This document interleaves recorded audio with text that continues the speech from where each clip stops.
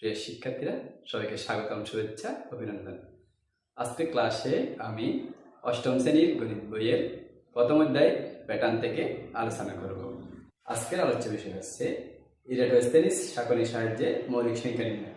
তাহলে 1 থেকে 100 পর্যন্ত সংখ্যাগুলোর মধ্যে থেকে আমরা ইরাটোস্থেনিস সারণীর সাহায্যে মৌলিক সংখ্যাগুলো নির্ণয় করব।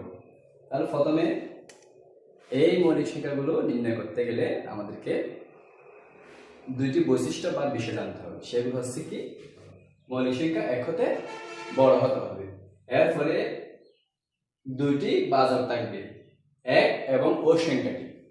মৌলিক সংখ্যা দুইটি কি থাকবে? বাজক থাকবে, এক এবং ওই সংখ্যাটি। প্রথমে আমরা 1 থেকে 100 পর্যন্ত সংখ্যাগুলো লিখে নিব, এইভাবে গড়ে নিব। তারপর আমরা 4টি ধাপ জানতে হবে যদি মৌলিক সংখ্যাগুলো নির্ণয় করতে হয়। তারপর আমরা প্রথম ধাপ 2 দ্বারা নিঃশেষে বিভাজ্য সংখ্যাগুলো কেটে দিতে হবে। এরপরে 3 দ্বারা নিঃশেষে বিভাজ্য সংখ্যাগুলো কেটে দিতে হবে। এরপর ধাপ 3 হচ্ছে 5 দ্বারা নিঃশেষে বিভাজ্য সংখ্যাগুলো কেটে দিতে হবে। ধাপ 4 7 দ্বারা নিঃশেষে বিভাজ্য সংখ্যাগুলো কেটে দিতে হবে। প্রথমে আমাকে এক সংখ্যাকে চিহ্নিত করব। এটা হচ্ছে মৌলিক সংখ্যাও নয়, যৌগিক সংখ্যাও নয়, এটা জোড় সংখ্যাও নয়, এটা কি? এটা হচ্ছে স্বাভাবিক সংখ্যা। তাহলে অবশ্যই 1 এর বড় হতে হবে মৌলিক সংখ্যাগুলো। তাহলে আমরা জানি সবচেয়ে ছোট মৌলিক সংখ্যা হচ্ছে 2। সবচেয়ে ছোট মৌলিক সংখ্যা হচ্ছে কি? 2 পেয়েছি। মৌলিক সংখ্যাগুলোর মধ্যে একটি জোড় সংখ্যা থাকে, সেটা হচ্ছে 2। এখন আমরা 2 দ্বারা নিঃশেষে বিভাজ্য সংখ্যাগুলো কেটে দিব। তাহলে সংখ্যাগুলো কি কি আসে দেখো। তাহলে 12 2 দ্বারা বিভাজ্য, 22 2 দ্বারা বিভাজ্য, 32 2 দ্বারা বিভাজ্য, 42 52 62 72 82 92 এগুলো 2 দ্বারা বিভাজ্য। 4 14 8 24 34 44 54 64 74 84 94 এগুলো সবগুলো 2 দ্বারা বিভাজ্য। 6 2 দ্বারা বিভাজ্য, 16 2 দ্বারা বিভাজ্য, 26 36 46 56 66 76 86 96 এগুলো সব 2 দ্বারা বিভাজ্য। 8 18 28 38 48 58 68 78 88 98 10 20 30 40 50 60 70 80 90 100। আমরা প্রথমে ধাপ 1 শেষ করছি, 2 দ্বারা নিঃশেষে বিভাজ্য সংখ্যাগুলো কেটে দিছি। তাহলে দেখো এখন ধাপ 2।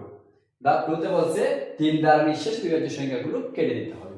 3 হচ্ছে মৌলিক সংখ্যা।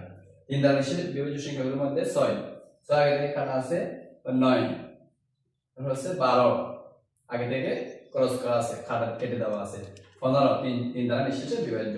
18 21 24 27 30 27 কাটছে 30 33 36 কাটা আছে 39 42 আগে থেকে কাটা আছে 45 48 আগে থেকে কাটা আছে 51 54 57 60 63 3 দ্বারা নিঃশেষে বিভাজ্য, 66 69 72 75 78 81 84 87 90 93 96 99। এরপর আমরা 5 দ্বারা নিঃশেষে বিভাজ্য সংখ্যাগুলোকে কেটে দিব। তাহলে কি আছে এখানে? 5 হচ্ছে মৌলিক সংখ্যা। 15 5 দ্বারা নিঃশেষে বিভাজ্য, কাটা আছে 25 5 দ্বারা নিঃশেষে বিভাজ্য। তারপর 35 কে 5 দিয়ে যায়, 45 কে যায়, 55 কে যায়, 65 কে যায়, 85 কে করা যায়, 95 কে করা যায়। তারপরে 10 20 এই সবগুলো সংখ্যাকে 5 দিয়ে নিঃশেষে বিভাজ্য হবে। এখন আমরা 7 দ্বারা নিঃশেষে বিভাজ্য সংখ্যাগুলোকে কেটে নিব। তাহলে 7 হচ্ছে মৌলিক সংখ্যা। 7 দুগুণ 14, 14 আগে দেখা আছে 21, এটা আছে 28, এটা আছে 35, এটা আছে 7 দ্বারা নিঃশেষে 42, 42 কাটা আছে 39, 7 দ্বারা নিঃশেষে বিভাজ্য 49, 39, 49,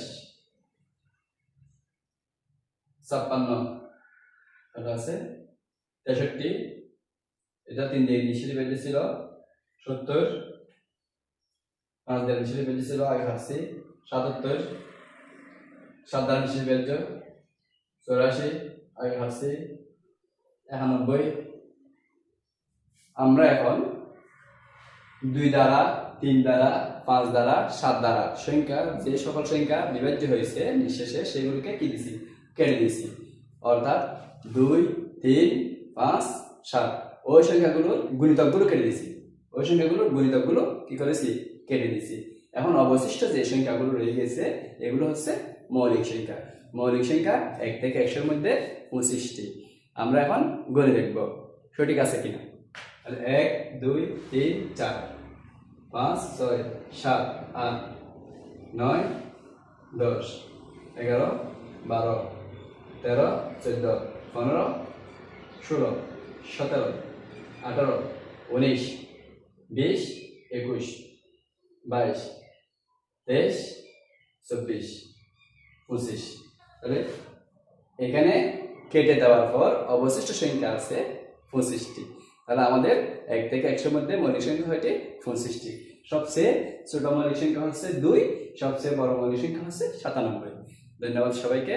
পরবর্তী ক্লাস দেখার আমন্ত্রণ জানিয়ে বিদায় নিচ্ছি। আল্লাহ হাফেজ।